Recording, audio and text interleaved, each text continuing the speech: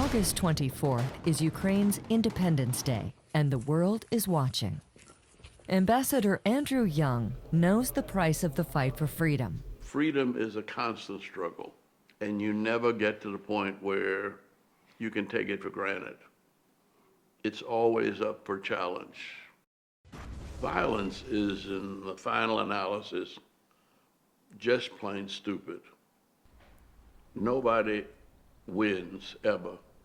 I'm on the side of peace and democracy. And it's unfortunate that we have to defend peace with violence. Former ambassador to Ukraine, William Taylor, says the democracy on a global level is at stake. They've been free, independent, sovereign for 30 years. And their Independence Day is important to them for that, and they're fighting for that independence. Independence is a powerful word. But on the eve of the 31st anniversary of Ukraine's independence, they have little to celebrate. Right now, it's a country with its back against the wall, with an aggressor that really wants to wipe it off the face of the earth, take away its independence, take away its language, take away its culture. It's really an existential battle for Ukraine as we speak. It's not just the patriotism and nationalism and recognition and celebrating freedom. It's the concerns about recognition of their existence. On this Independence Day, the strong will of Ukrainians is being put to the test. A lot of people lost their houses. They are suffering in hunger, in cold, in the lack of drinking water. The simple thing. Ukrainian children are in constant peril in all parts of the country. There was a very big attack in Kremenchuk, and it was not far from this hospital where I gave the birth of my baby. It was also in bombshell, and this was not so happy day for me because it was very hard. And after the birth of my child, it was the night, and maybe 4 or 5 times we should go to a bombshell, and we couldn't sleep or rest after this. We are waiting for receiving special baby incubators. Why? Because in different areas of Ukraine, we have more than 12 perinatal centers and maternity hospitals, which need such very special medical equipment, mobile incubators, because during bomb alarms and during rocket attacks, it is necessary to go together with newborns to shelters. And in Ukrainian hospitals, we have not enough such mobile incubators. This year's Independence Day means more than ever before. I am so proud of the people of Ukraine.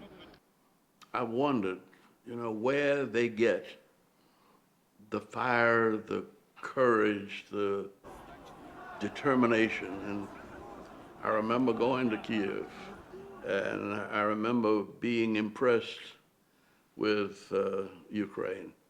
It's a beautiful country, and they were beautiful people. But with war comes new challenges. Atlanta Rotarian Emery Morsberger is answering the call. New at 5:30, help for Ukraine is coming from right here in Atlanta. This man, Emery Morsberger, is boarding a flight right now. His destination, Ukraine, where he will deliver critical medical supplies. Morsberger is the president of Tucker Summit CID and received a call for help from the Rotary International Club. Morsberger said he jumped at the opportunity to do his small part to help Ukraine win this war. The Ukrainian people are so committed to each other, to their freedom, and to surviving and thriving. We need to support them in every way possible, whether it's humanitarian support, financial support, or any other kinds of support.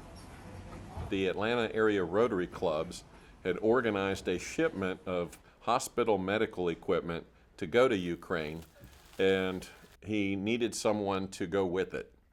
And I said, here I am, send me. Arriving in Ukraine, we're here. I wanted to get physically, personally involved and make a difference. And I was determined to get there and help them in any way I could. We've established a website, helpingukraine.us, and we are working diligently to raise money to help the Ukrainian people. We are raising money for medical equipment, food, housing, clean water, and all kinds of other supplies that they badly need. They're just like us. They're just like us. They don't want more or less than we want. They want schools for their kids. They want health care for their families. They want to live in peace. This is an opportunity for us to support those Ukrainians who just want to live in peace. Historical geopolitical struggles are at play. I think the real hallmark of the effort has been the focus on statehood and underscoring Ukraine's historical claims and rights to exist as a state and the future of that state. And because, like I said, the patriotism and the national sentiment and the need to celebrate freedom, I think, is being imposed on them by the war. That is a galvanizing event.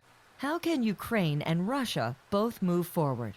Russia's going to have to help rebuild Ukraine, and Ukraine's going to have to help rebuild Russia. It's going to be Ukrainian brains and Russian oil. Ukrainian Independence Day is August 24th. For me, this upcoming August 24th, it represents two things. It represents the fact that Ukraine is still standing. It's still an independent country, and it has rallied around its independence and its sovereignty as never before in its history, but also represents obviously an extraordinarily dangerous moment in its history. The world is watching. We have got to learn to live together as brothers and sisters on this planet, or we will all perish as fools.